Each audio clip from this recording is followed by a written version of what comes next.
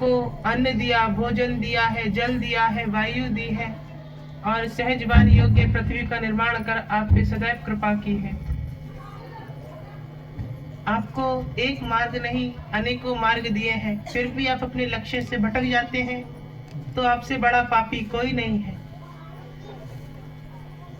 जब तक उनकी कृपा का आश्रय नहीं मिलेगा तब तक कोई काम नहीं होगा, लेकिन जब उनकी कृपा का आश्रय मिल जाएगा तो कोई काम रोकने से भी नहीं रुकेगा। ये सदैव ध्यान रखना। मंगल करना उसका कर्तव्य है, लेकिन उसका मंगल गान करना आपका कर्म है।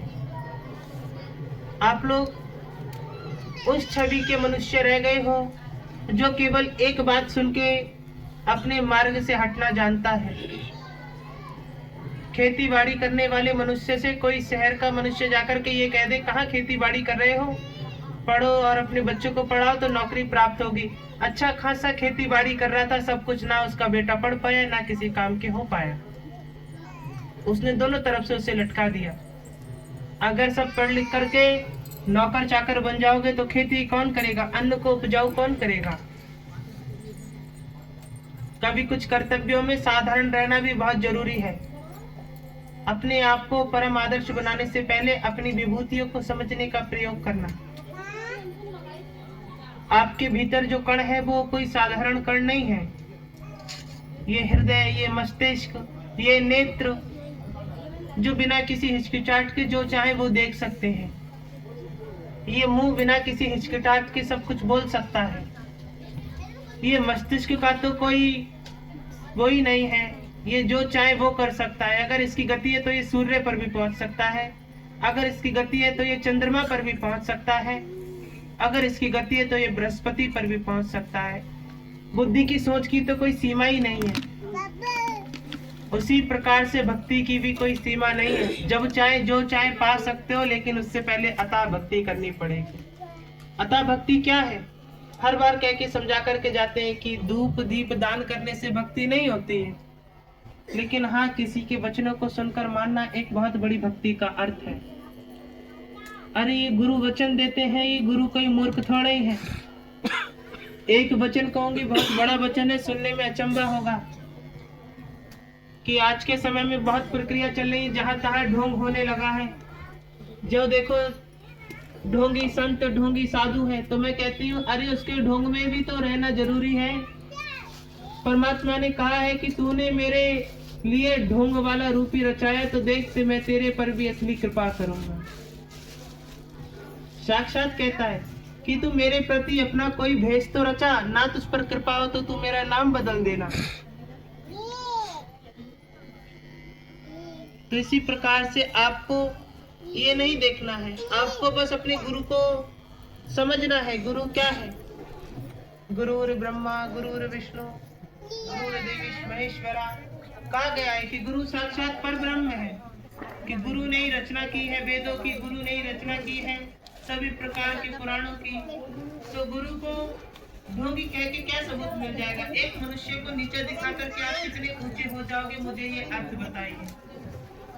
एक मनुष्य को नीचे दिखा करके आप कितने ऊंचे हो जाओगे, फिर भी आसमान तक नहीं पहुंच पाओगे, चाहे अरबों खरबों के मालिक हो जाओ। ये ध्यान रखो। अंतरिक्ष में जाने वाला भी अंतरिक्षयान भी केवल कुछ ही समतल तक जा पाता है, उसके बाद वह भी रुक जाता है। तुम ये सोचो कि अंतरिक्षयान से बृहस्पति तक पहुंच सको तो ये नामुमकिन है। इसी प्रकार से कभी अपने भीतर ये रचना भी मत करना सोच करके कि किसी को नीचा दिखा करके आपका मान सम्मान बढ़ जाएगा। आपको ध्यान होना चाहिए कि चुगली करने वाली औरत की कभी भी किसी भी घर में सम्मान नहीं मिलता है। बेशक उससे हंस बोल सब लेते हैं, लेकिन भीतर ही भीतर कहते हैं इन्हें कोई बात मत बताना, ये सब में बोल आती है। इसलिए मैं कहती हूँ कि चुगली करना छोड़िए, किसी की भी निंदा करना छोड़िए, अपने में रहिए, खुद में खुश रहिए। भोजन आपको खाना है, पड़ोसियों को नहीं। कीर्तन आपको करना है, पड़ोसियों को नहीं।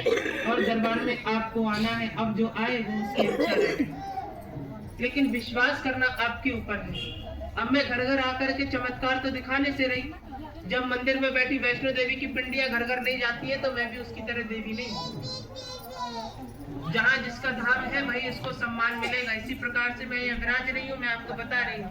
मैंने तो इतना तक अर्थ दिया है, लोग कहते थे उन पे देवी खेल रही है, उन पे देवी खेल रही है, तो मैंने इतना सम्मान भरा शब्द दिया है। मैंने कभी भी किसी पर देवी आए तो ये मत कहना खेल रही है, कभी भी किसी पर देवी आए तो कहना उसके ऊपर देवी विराजमान है या देवता विराजमान है। खेलने का मतलब क्या हुआ, कोई खिलवाड़ थोड़ी कर रही है किसी के ऊपर आने वाली देवी। आप लोगों ने धर्म को नाटक बना करके रख दिया। अभी ला रहा हूँ कह दिए है कि देवी उसके ऊपर देवी खेलती है, उसके ऊपर देवता। अरे साफ शब्दों में कहिए कि उनके ऊपर देवता विराजते हैं, उनके ऊपर देवी विराजते। आप विश्वास नहीं है तो अपना मुंह बंद रखिए। ना तुम्हारे यहाँ देवी आकर के भीख मांगी और ना तुम्हारा कोई दान खाया। तुम्हारा बोलने का अधिकार। लोग कह जाते हैं कि दरबार से 10,000 कमा रहे, तुम कौन सा 1 लाख देगा जो 10,000 की गणना करने बैठ गए। ध्यान रखना, मैं उस प्रकार की देवी हूँ, तलवार से भी ज्यादा धारिणी हूँ। दोष भी तुम्हारा होगा और नाम भी तुम्हारा होगा और काम मेरा होगा। बाजी पलटते हुए समय नहीं लगेगा, ये ध्यान रखो। देवियों को हल्के में लेने का प्रयास मत करना। आती होंगी जहाँ तहाँ देवियां खेला कूदी करने वाली, ना मैं यहाँ आकर के झूम रही हूँ और ना किसी को झूमने का आदेश देती हूँ। शांति से रहिए, शांति से सुनिए, शांति से मानिए। यही मेरा कर्म है, यही मेरा धर्म है और यही मेरा सौभाग्य है। देवी हूँ, खुली चेतावनी देती हूँ कि किसी में भी अगर कोई शंका हो तो आकर के पूछे। किसी से डरने का काज नहीं है। इतना बड़ा दरबार लगा रही हूँ, ढूंढ कर रही होती तो ये सब से बैठे नहीं देते। ध्यान रखो, निडर होकर के बोलती हूँ। देवी आना कोई श्राप थोड़े। आती होती लोगों के ऊपर देवियां जो अपना सिर हिलाती है, जुड़ा हिलाती है। मैं सब कहती हूँ, ना मैं सिर हिला रही, ना मैं जुड़ा हिला रही। लेकिन हाँ, कई प्रकार की चेतावनी दे जाती हूँ कि जिसको अगर बैठा लो तो तुम्हारा कल्याण होने से कोई रोक नहीं सकता। फिर चाहे वो साक्षात शिव ही क्यों ना करे, देवी के आगे तो वो भी पीछे पड़ जाएंगे। ध्यान रखें। नारायण भी देवी के चरणों में हे जगदम्बा समांगी, तूने हमारी सृष्टि को पहचान दिए तो हम तेरे चरणों में क्यों ना झुके। राधारानी के चरणों के नीचे बैठे हुए हैं, आप ध्यान देंगे। तो जब ब्रह्म उसके चरणों के नीचे है तो कैसे सोच सकते हैं कि तुम्हारा नहीं होगा। सच्चे हृदय से विश्वास बैठाल करके देखिए, काम होने में कोई देर नहीं है, बस विश्वास होने थोड़ी आ गई थी माता रानी, अभी नहीं बात है। अरे आने वाले शांत हो गया। इस दरबार में लाखों भक्त आ चुके हैं, लाख से बेशक को बार-बार काटे होंगे, लेकिन गिनती के अनुसार लाख भक्त है और लाख भक्त में से कम 50,000 का काम पूर्ण हुआ है। वरना ये भीड़ नहीं लगती है। अच्छे दरबारों में इतनी जल्दी भीड़ उत्पन्न नहीं हो पाती जितना जल्दी यहाँ परमात्मा हमारे ऊपर दृष्टि कर रहा है। यहाँ आते वक्त सोच समझ के आना, ये मत सोचना कि यहाँ देवी आई है तो हंसी उड़ाओगे, पीछे जाकर के भुगतान करना पड़ जाएगा। मैं खुली चेतावनी दे रही हूँ। और अगर यकीन ना हो तो घर पे जाकर के मजाक उड़ा के देख लेना कि वहाँ देवी नहीं आती। पश्चाताप ना हो और दोबारा मुड़ करके भी मत आना, क्योंकि मैं बुलाऊंगी ही नहीं। 1000 बार प्रयास करोगे, द्वार से अपने आप लौट जाओगे। ऐसे कोई ना कोई विपदा आ जाएगी आप लोगों के ऊपर। मैंने 10 बार समझाया है। 20 साल से दरबार लगाने वाले भी 1 माह का विराम नहीं देते हैं, क्योंकि उनको घाटा हो जाएगा। मैं घाटे की चिंता नहीं करती हूँ। मुझे 1 माह दरबार को विराम देना है। 1 माह के बाद दरबार लगाए। क्यों? क्योंकि यहाँ पे आने वाली शक्तियों को भी तो आराम चाहिए। सच्चाई देखने से ही पता चलती है, सुनने से कुछ नहीं होता है। विश्वास की विभूति आपको गाड़नी है, झंडा आपको लहराना है। अब जैसे कि मैं कथा काव्य कहने की पूर्ण चेष्टा करूं कि इतने महान संत हुए जिनके पास हजारों प्रकार की सिद्धि थी, जिनके पास हजारों प्रकार की सिद्धि थी, जिनके कहने मात्र से काम पूरे हो जाते थे। क्या वो अपने आप खाना खाते थे या उनको कोई आने खिलाता था? वह भी अपने आप भोजन करते थे। तुम कितने भी बड़े भगवान के भक्त क्यों ना हो जाओ, तुम्हें भोजन स्वयं करना पड़ेगा, तुम्हें स्नान स्वयं करना पड़ेगा। ये नहीं है कि तुमने सिद्धियां प्राप्त कर ली है तो तुम्हें आकर के देवता स्नान करेंगे, आकर के देवता भोजन कराएंगे। कुछ कर्म खुद भी करने के होते हैं, सदैव ध्यान रखना। साक्षात भगवान पार ब्रह्म थे कृष्ण, कहा जाता है ना, योगेश्वर भगवान श्री कृष्ण लीलाधर थे। तो महाभारत युद्ध क्यों रचा? वो तो साक्षात भगवान था, बुद्धि क्यों नहीं घुमाई उन सबकी? महाभारत होती ही नहीं, बुद्धि घुमा देता। सोचने समझने वाली बात है। क्यों? क्योंकि साक्षात उन्हें लीलाधर ने कह रखा है कि जो कर्म आपको करना है उससे बच करके आप कहीं नहीं जा सकते हो, चाहे फिर वो पार ब्रह्म हो या मनुष्य हो। इस धरती पे आने के बाद कर्म तो करना पड़ेगा। अपाहिज से अपाहिज मनुष्य को भी अपना मुंह चलाना पड़ता है, ये ध्यान रखना। इसलिए कहती हूं कि यहाँ पर आकर के विश्वास करना बहुत मुश्किल है। मनुष्य तो पहली बार में घबरा जाता है कि देवियां आ किस तरीके से रही हैं। अभी तक तो हमने काली माता, पीली माता, नीली माता झूमते झामते आते देखी थी, यहाँ तो बड़ी सहजता से आ रही, ताल ठोक करके कहती देवी हूं तो हूं। 3 लाख मंत्रों का जाप करा चुकी हूँ। मजाल है किसी के ऊपर आने वाली देवी 3 लाख मंत्र सुना दे। अच्छे अच्छे ब्राह्मण 3 लाख मंत्र नहीं सुना पाएंगे, ध्यान रखना। और लिखित भी है आधे से ज्यादा। तो क्या हुआ? 3 लाख मंत्रों की चेष्टा करवा चुके हैं। 3 लाख मंत्र, और हर मंगलवार को हवन कराते हैं। अच्छे से अच्छे दरबार लगाने वाले भी माह में 1 हवन कर देते हो, बहुत बड़ी बात है। मैं यहाँ हर मंगल हवन कराती हूँ, उसी में से खर्चा निकलवाती हूँ। अरे आप लोग दरबार में क्या दोगे? मैं किसी से मांगने नहीं बैठी हूँ। मुश्किल से हर दरबार में 2,500 से 3,000 रुपया आता है। उसमें से दड़ियां मंगानी है, पर्दे मंगाने हैं, फिर 1 माह में कम से कम 4 मंगल पड़ते हैं। घी का खर्चा, आम की लकड़ियों का खर्चा, सामग्री का खर्चा कौन देता है? ये निकालना तो दरबार के उसमें से ही पड़ता है। कहना तो आसान है कि दरबार लगा रहे हैं, ढोंग रचा करके पैसा कमा रहे हैं। कभी आकर के हमारी जगह बैठ करके देखो, ब्राह्मण हवन करेगा, आधे घंटे में करके भाग जाएगा। यहाँ हवन शुरू होता है 7 पंचांग से 10 पंचांग पे खत्म होता है। मजाल है कोई ब्राह्मण इतनी देर हवन बैठ करके दिखा दे। 4 घंटा बिना पैर उखड़े उखड़े करिए। पंतीर बांध की देवियां विराज जाती हैं, आसन पे बैठ जाती हैं, तो उन्हें हवन पूर्ण करके ही उठना है। और लगातार मंत्रों का जाप करती रहती है। ये भी नहीं कि चुप्पा धामी केवल ढोंग रचा करके हवन कर रही है। मुंह कभी पास आकर के सुनना तो साफ ध्वनि सुनाई देगी। कहना आसान है कि ढोंग कर रही है, कभी इस राम में रंग करके देखो तो पता चलेगा कितनी मेहनत है। बिना किताबों का ज्ञान देना आसान है, और मैं तो बिना पुस्तक के कम से कम कितने ना सही तो 85 दरबार हो गए, एक भी बार किताब नहीं खोलती और 4-4 घंटा प्रवचन देती हूँ। अच्छे से अच्छे महापुरुष के पास बगलों में पुस्तकें रखी दिखाई देती हैं।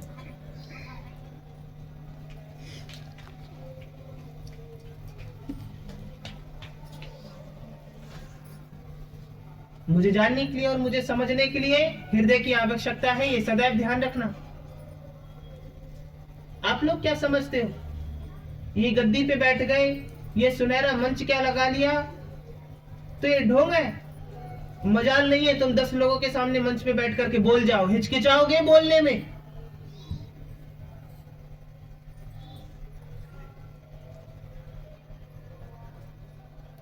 जिस प्रकार से कहना आसान है कि ना ढोंग रचाया जा रहा है, ढोंग रचाने के लिए भी मेहनत करनी पड़ती है, ध्यान रखना। 10 वचन बोलने के लिए कम से कम 10 दिन तक उसका अभ्यास करना पड़ता है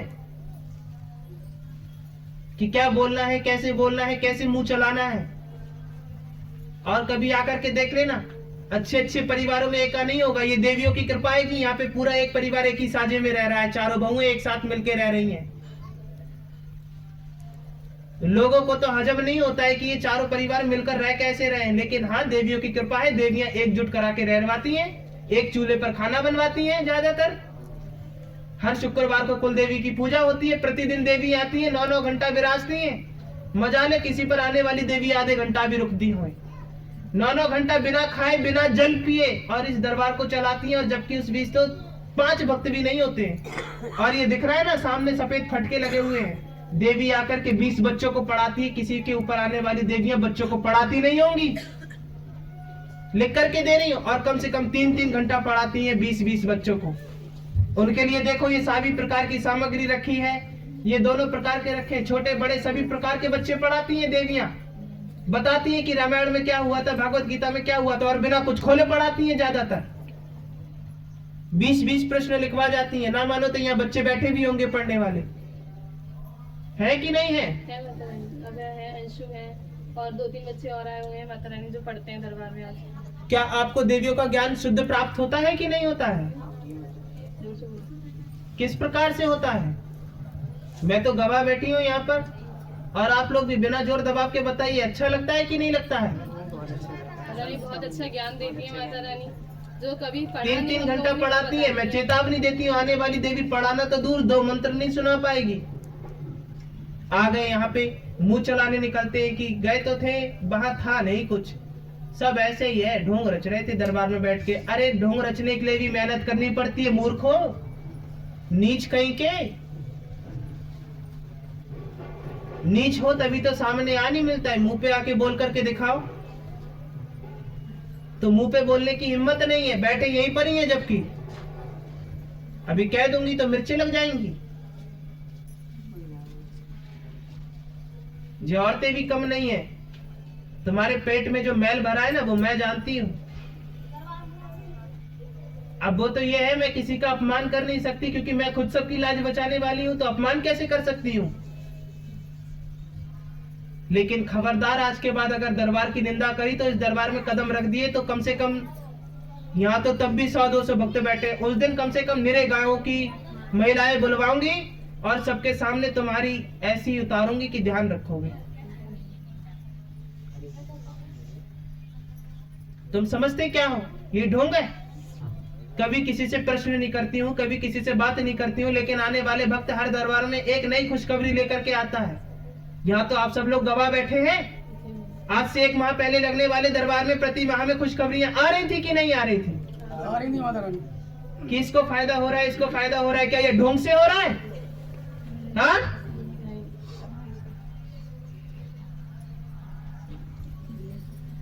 कृपा होती है, लेकिन उससे पहले विश्वास भी आपके भीतर होना चाहिए। आपसे धन नहीं ले रही, आपसे कुछ नहीं ले रही हूं,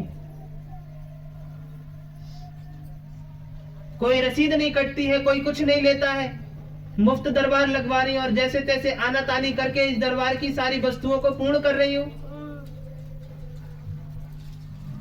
और आप लोग पीठ पीछे बातें बनाते हैं। अरे बातें बनाना आसान है, कहना आसान और करना बहुत मुश्किल है, ये समझ लो।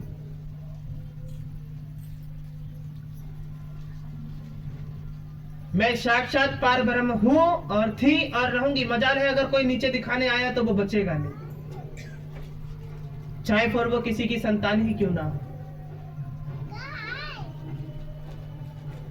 अरे आप लोग समझते क्या है? कच्ची गोली खाली थोड़ी बैठे हैं, प्रमाण लेकर के बैठे हैं। देवियां हैं तो हैं, प्रमाण का भी आपको ज्ञात करा देते हैं। 3 लाख मंत्र है, प्रतिदिन आकर के पढ़ा रही है, शुद्ध संस्कृत में पढ़ा रही है। आने वाली देवियां तो शुद्ध संस्कृत में बोलती तक नहीं होंगी, एक अनुवाद पूछ लिया तो खिसकी खिसकी नजर आएंगी। जितना मैं सहन करती हूँ ना, अगर साधारण महिलाएं सहन करने लगी तो 2 दिन की नहीं बचेंगी।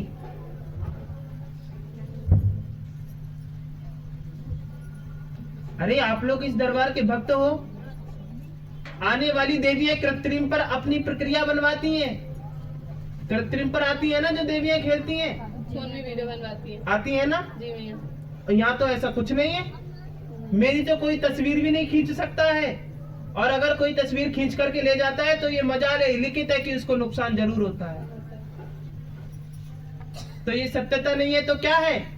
अच्छे अच्छे मनुष्य को अपनी तस्वीर खिंचवाने की लालसा रहती है, हमारी भी खींच लो, हमारी भी खींच लो, लेकिन हम नहीं हैं। अरे हमें साधारणता से दरबार चलाना है, रीति रिवाजों को देख करके चलना है, सर से पल्ला नीचे नहीं होना चाहिए, ये सबसे बड़ी शुद्धता है। आने वाली देवियों का पल्ला, देवियों का पता नहीं चलता है कहां से कूद के कहां चली गई। एक बार आपने देखा नहीं है, अगर आप लोगों ने यहाँ पे आने वाली देवी का क्रोध नहीं देख लिया तो मैं लिख करके दे सकती हूँ, तुम्हारा कभी विश्वास टूटेगा नहीं। लेकिन वो तो क्रोध दिखाती नहीं है कि कभी कभी प्रेम से मनाना भी ठीक है, जताना हर समय जरूरी नहीं है, लेकिन आप लोग समझते ही नहीं हो। आप लोगों को लगता है ढोंग कर रहे हैं। अगर ढोंग करना इतना आसान होता ना तो मैं वहां एक को बैठालती कि तू देख, एक एक मनुष्य से 100-100 रुपया की रसीद काटी है, ठीक है, और तू यहाँ बैठ, दान चढ़ावे पर बैठ, और जब तक तिलक मत लगाइए जब तक वो 10 रुपया ना चढ़ा दे। अरे तो मैं खूब कमाई कर लेती। 100 भक्त आ गए, 100 भक्तों के 100 के हिसाब से कितना हो गया? 10,000 में हो गया ना 10,000। फिर तो ऐसे ही कमाई हो जाएगी, फिर मैं 2,500 के लाले क्यों खाऊं? मैं यह कमाई करने नहीं आ रही हूँ। मैं पहले भी चेतावनी दे रही हूँ और व्यासपीठ पे बैठ के चेतावनी दे रही हूँ, मैं यह कमाई करने नहीं आ रही। मैं तो ये सत्यता दिखाने आ रही हूँ। मुझे कोई पहली बार में ऐसा पुरुष मिला है जो शुद्ध है और विवाहित नहीं है, और जिसमें साक्षात संतान प्रतिमा प्रक्रिया पूर्ण करने में नारायण अवतारी है। उसके भीतर में प्रवेश करके आपको सदैव कृतार्थ कर रही हूँ कि मुझे सत्य दिखाना है कि हर किसी पर देवी देवता नहीं आ सकते और हर किसी के पास सिद्धियां प्राप्त नहीं हो सकती। उसके बावजूद भी आप भटक रहे हो और यहाँ पर आप अपने फायदे के लिए आ रहे हो, तो आपसे बड़ा सर्वनाशी कोई नहीं है। अपने रिश्तेदारी में जाओगे तो 10-10 हजार रुपए खर्च कराओगे, यहाँ 100 रुपए का किराया लगा करके आप तो सप्ताह में एक बार नहीं आया जाता है। अगर मैं सातों के सातों दिन लगाती तो मुझे लगता है आने के लाने पड़ जाते। 7 दिनों में एक बार लगा रही हूँ, 7 दिनों में, तो भी आने में समस्या है। और क्या, केवल 2 से ढाई घंटे का समय मांगती हूँ, कोई धन नहीं। केवल 2 से ढाई घंटे का समय दीजिए और मैं आपको वह ज्ञान प्राप्त करूंगी। क्या पता उस ज्ञान में कोई ऐसी चर्चा हो जाए जिससे आपका बेड़ा पार लग जाए। फिर भी नहीं समझते हो तो कठपुतली बनोगे तो कठपुतली की तरह नचाए भी जाओगे, ये ध्यान रखना। ईंट बनोगे तो खुद भी फूटोगे और दूसरों को भी फूटोगे। पुष्प बनोगे, खुद भी सूखोगे, दूसरों को भी सुखाओगे। मनुष्य बनो, खुद भी हंसोगे, दूसरों को भी हंसाओगे। समझ गए?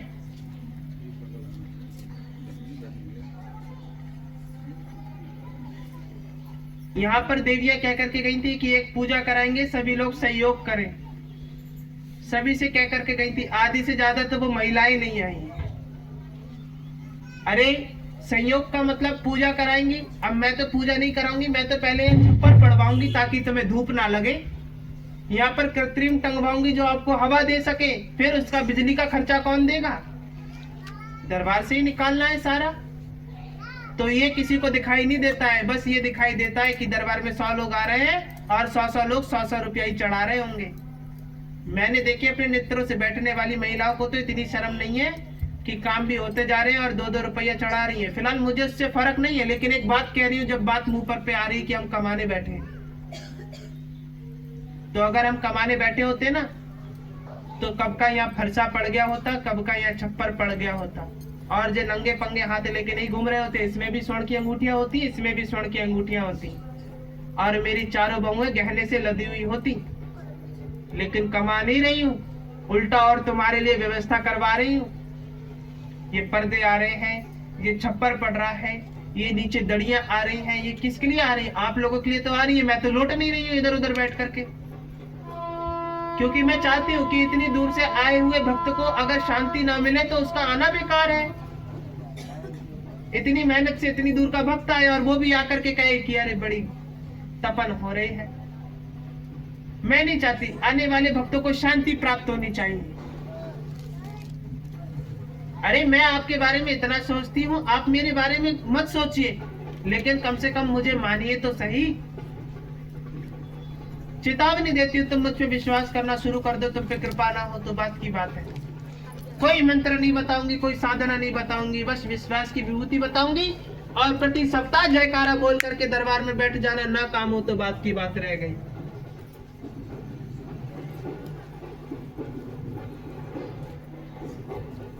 अपने आप को पहचान जाओ, अपने आप को मान जाओ और देवी को जान जाओ, तो कृपा के सिवा और कुछ नहीं मिलेगा। ऐसी कृपा होगी कि बिन मांगे सब बरस जाएगा और जिस वस्तु के लिए तू तरसा है वो तेरी सारी वस्तुएं तुझे प्राप्त हो जाएगी। लेकिन विश्वास बहुत जरूरी है।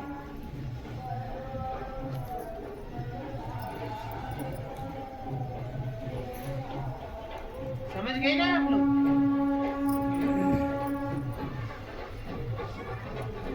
कभी अपनी चेष्टा को, कभी अपनी इच्छाओं को समझने का प्रयास करना और प्रयास ये करना कि क्या हम बहुत बड़ी भूल कर रहे हैं। और हाँ, आपका हृदय कहेगा कि तू दरबार ना जा करके भूल कर रहा है। क्यों? क्योंकि ढोंग पाखंड तो सब जाने, सत्य सुने ना कोई। ये बात बिल्कुल सच कही है जिस भी संत ने कही है कि जहाँ ढोंग पाखंड नजर आता है वहाँ इतनी भीड़ लग जाती है, बैठने की जगह नहीं रहती है। सच कड़वा होता है, इसलिए कोई सुनना भी नहीं चाहता।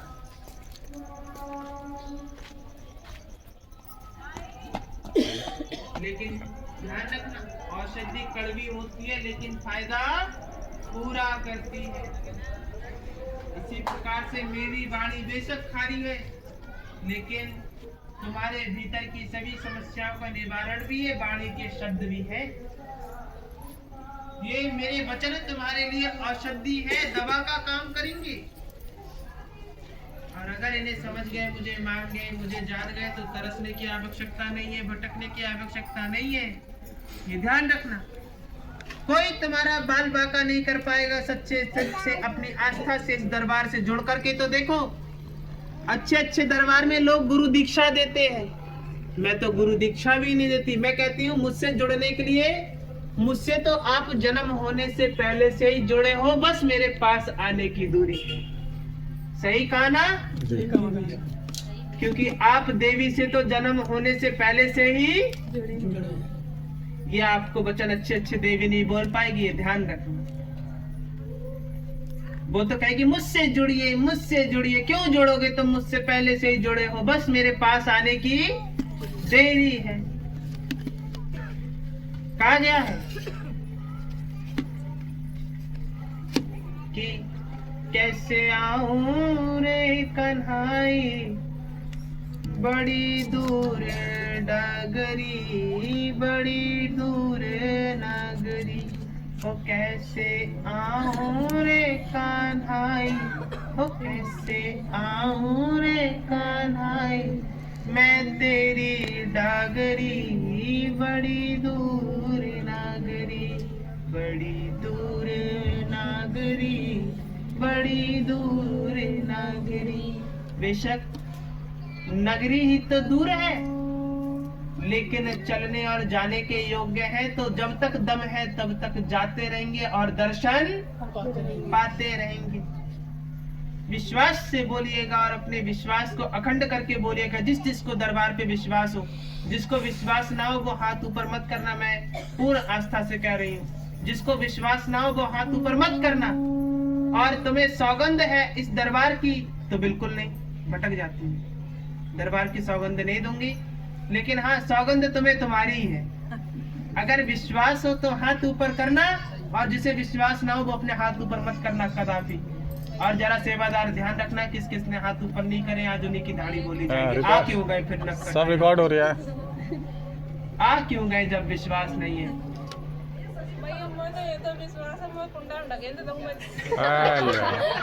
ये तुम पे केस लगाना चाह रही हैं। जिस जिसको विश्वास हो अपने दोनों हाथ ऊपर करके बोलना, ए सचिया जोता वाली माता तेरी सदा ही जय, बोल साचे दरबार की जय।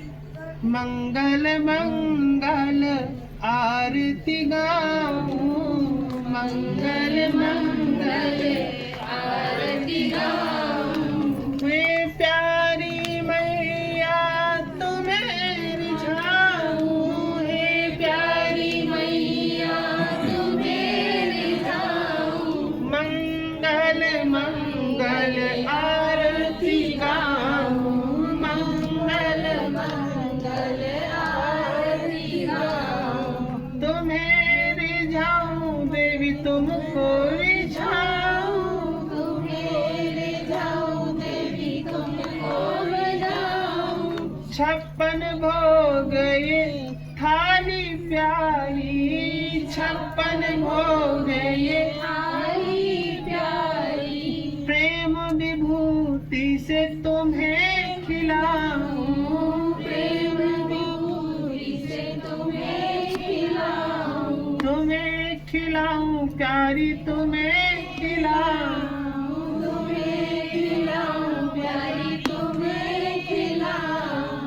मंगल मंगल आरती गाऊं, मंगल मंगल आरती गाऊं। अब जरा प्रेम प्रदान करना और जरा सब लोग गुनगुनाना बड़े प्रेम से।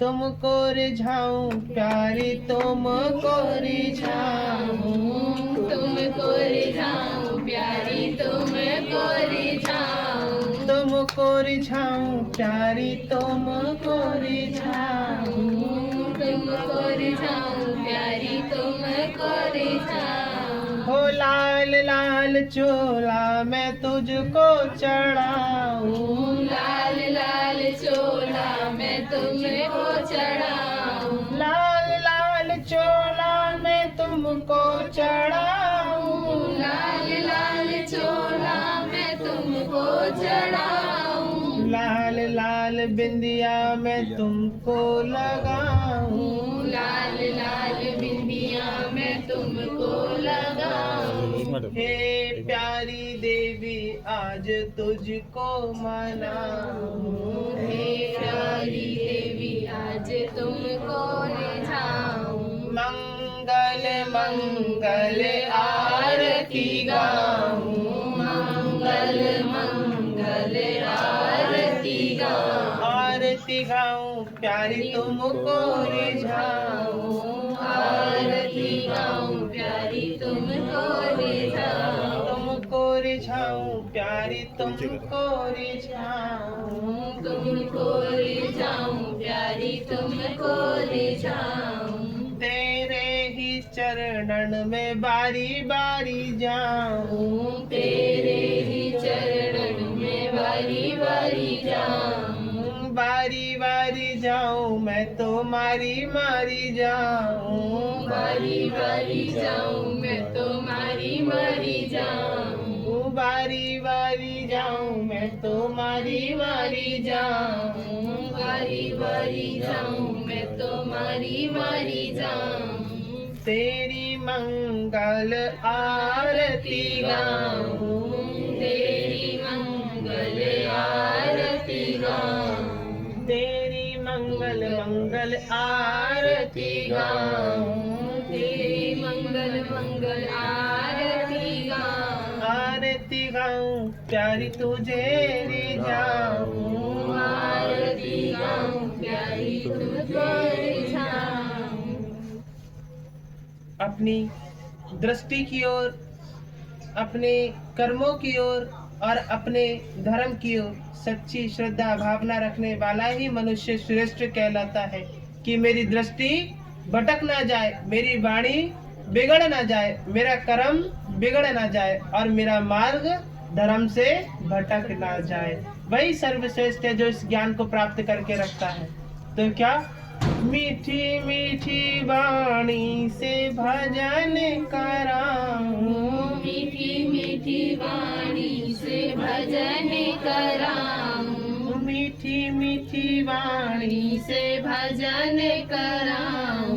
मीठी मीठी वाणी से भजन कराऊं। अब प्रतिक्रिया कहती है कि भजन में देवियों के साथ साथ लांगोरिया भी आते हैं।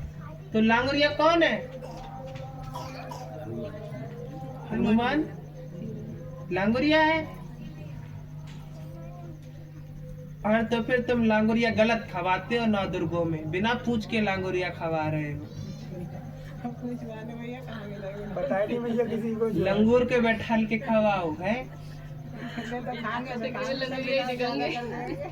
तो हमें लग रही तुम्हारी यहाँ कन्या ही नहीं आएंगी।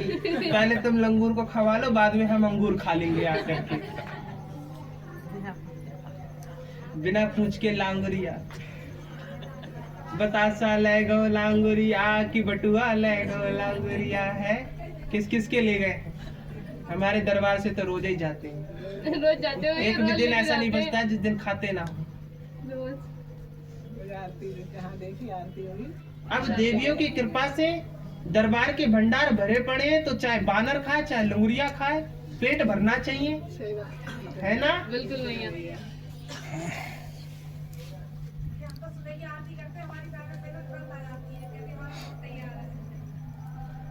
हो सकता है तुम उनके खानदान की रही हो पिछले जन्म में।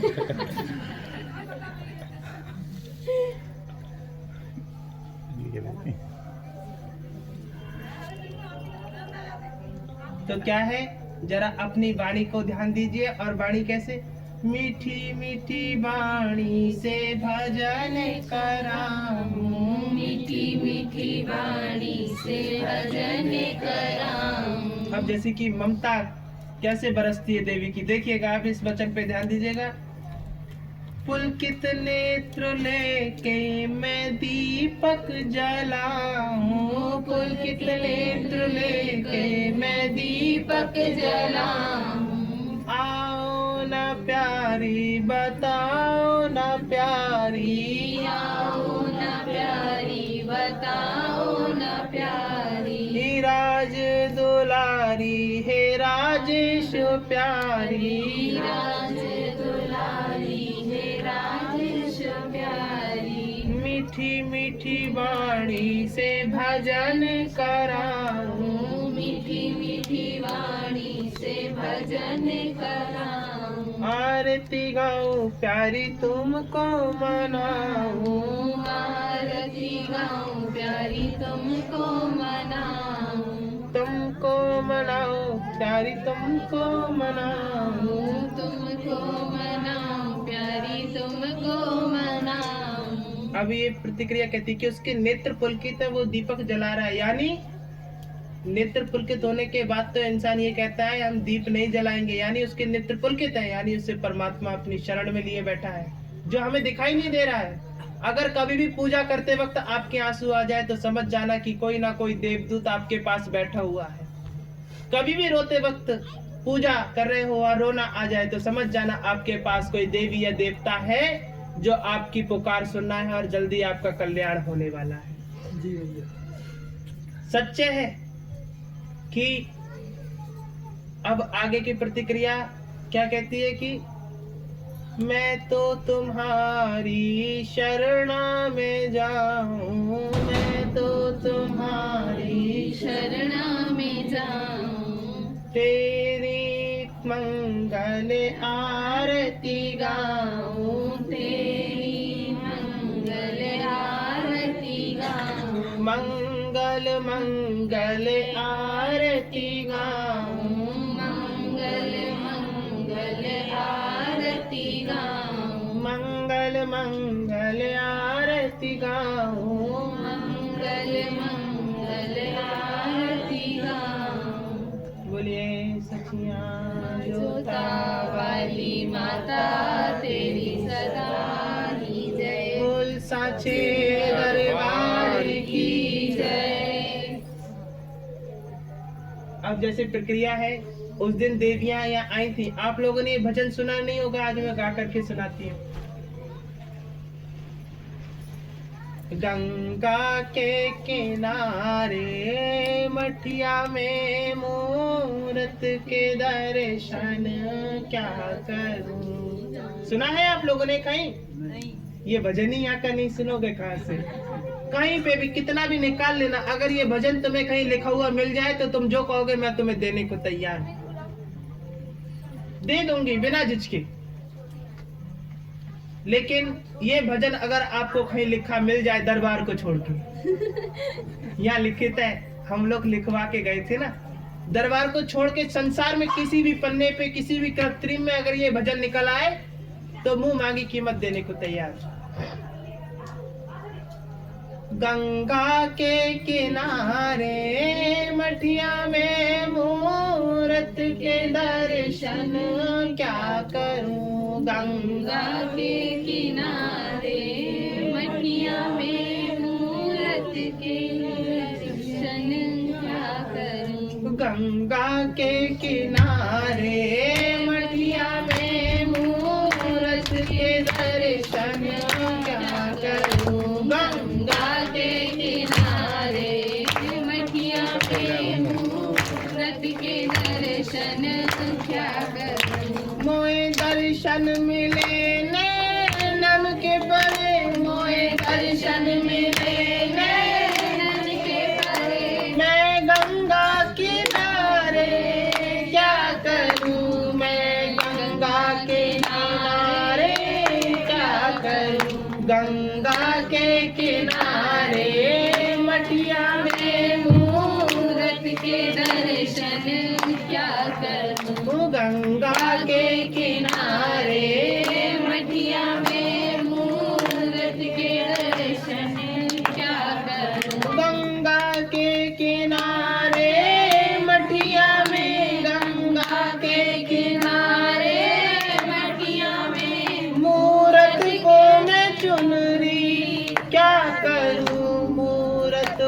मैं चुनरी दान क्या करूं, मैं चुनरी दान करूं नैनों के परे गंगा के किनारे क्या करूं, मैं चुनरी दान करूं नैनों के परे गंगा के किनारे क्या करूं, गंगा के किनारे मटिया में मूरत के दर्शन क्या करूं, गंगा के किनारे मटिया में मूरत के दर्शन क्या करूं, गंगा के किनारे मटिया में मूरत को मैं बिंदिया क्या करूं, गंगा के किनारे मटिया में मूरत को मैं बिंदिया क्या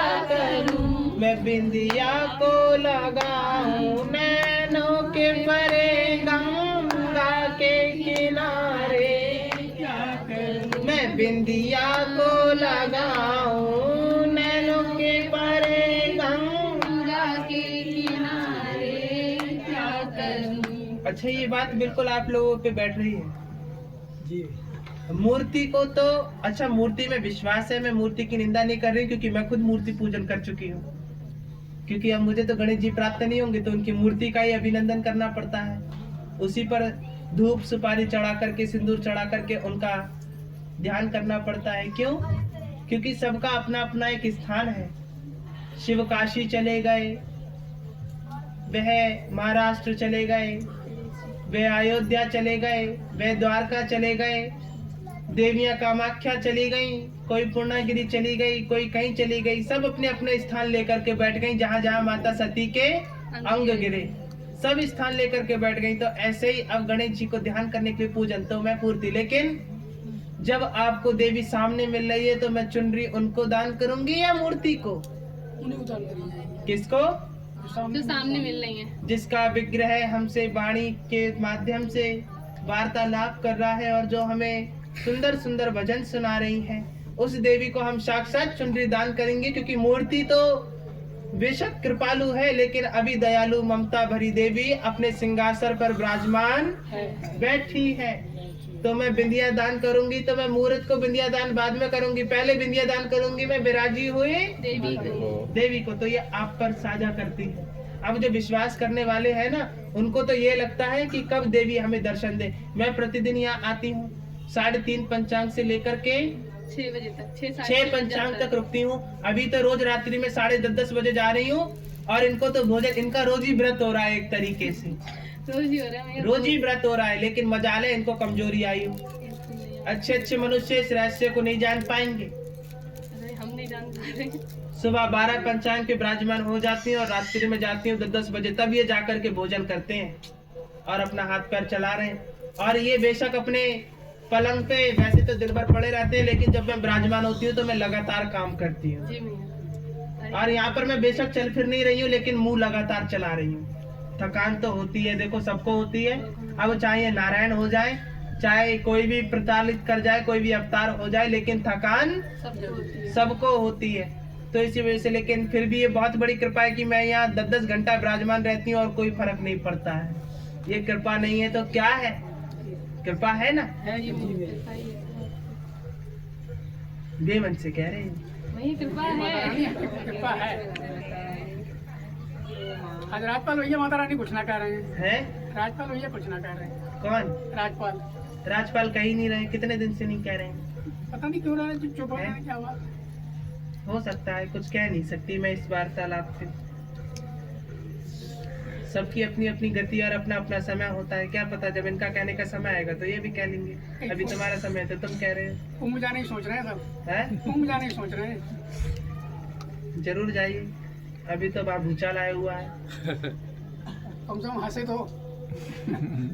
मैं तो कम से कम 5-6 बार स्नान कर चुकी हूँ कुंभ में, क्योंकि देवताओं का स्नान महत्वपूर्ण है। हमारी दही पर से चुआ हुआ जल उनके लिए अमृत के समान है।